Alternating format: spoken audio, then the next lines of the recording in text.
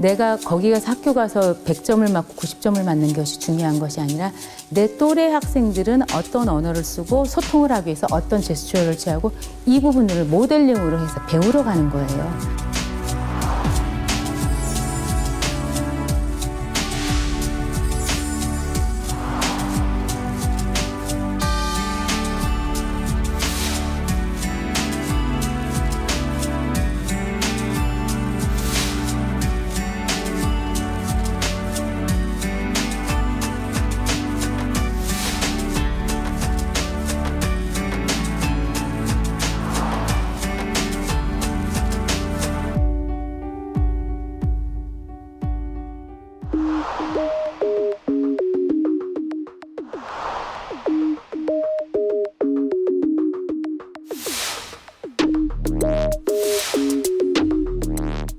조직이 될 수도 있다는 걸 저희도 알고 있었기 때문에 마지막 날 선택을 한 거였고요.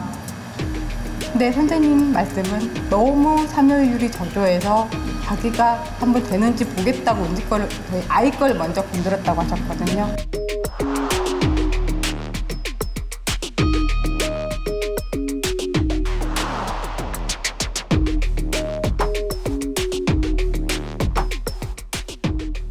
이런 식으로 조작이 돼서 얼마든지 최우수 학교가 되고 최우수 교사가 될 수 있다는 거를 알고 나니까 아, 이거 믿을 게 하나도 없구나. 정말 너무나도 당당하시게 실수였습니다 라고 말씀하셨고, 너무 화가 난 나머지 그럼 징계를 해주시고 저희는 파면도 원합니다 라고까지 했을 때 교장 선생님, 부모님 공무원 뭐가 그렇게 쉽게 자르는 줄 아시냐고, 학교 징계로 끝납니다 라고 얘기를 하셨어요.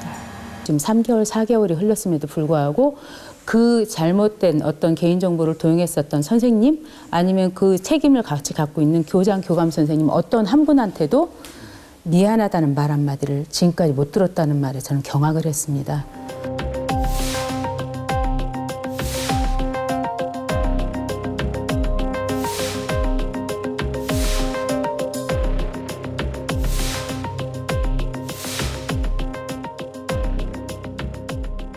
장애 부모들이 느끼는 어떤 실망감 혹은 배신감 혹은 장애 학생과 장애 부모에 대한 어떤 무시 그런 것들이 가장 컸던 것 같고,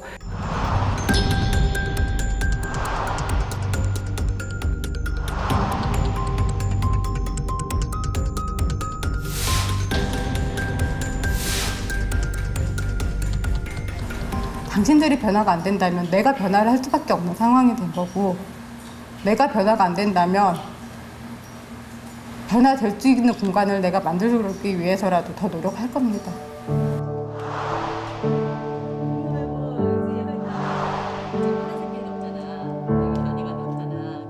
엄마들의 입장은 전문가다라고 기본적으로 신뢰를 가지고 시작합니다. 이제 그것이 그것이 정교사든 기간제 교사든 장애 학생에 대한 장애적 특성을 제대로 이해하고 장애 학생에 대한 개별화 교육이든 장애 학생들과 함께 그 사회적 통합이든 지역 통합이든 그 학교 내에서의 그 통합하는 방법에 대해서 제대로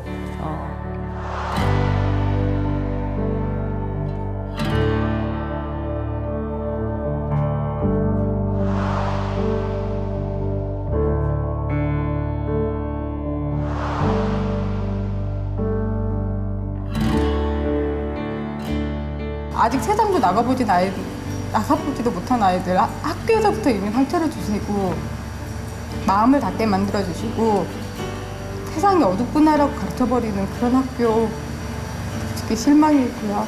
제가 활동하면서 가장 많이 하고 싶은 얘기가 거든요. 누구도 소외되지 않는 세상, 그 세상을 만들려면 교육권 안에서 그것이 돼야 된다라는 좀 생각을 갖고 있습니다. 보통 교사와 학생, 학부모의 관계는 신뢰를 바탕으로 합니다. 그리고 장애 학생들에게는 또 하나 이해와 기다림이 필요합니다. 특수교사의 개인정보 무단 도용 사건. 과연 장애 학생 교육에 신뢰와 이해, 기다림이 있었던 걸까요? 우리 사회에서 더 많은 스티븐 호킹을 만나기 위해, 더 많은 신이현 선수를 만나기 위해 무엇이 필요한지 생각해보는 밤입니다. 시사플러스 오늘은 여기까지입니다. 시청해주신 여러분 고맙습니다.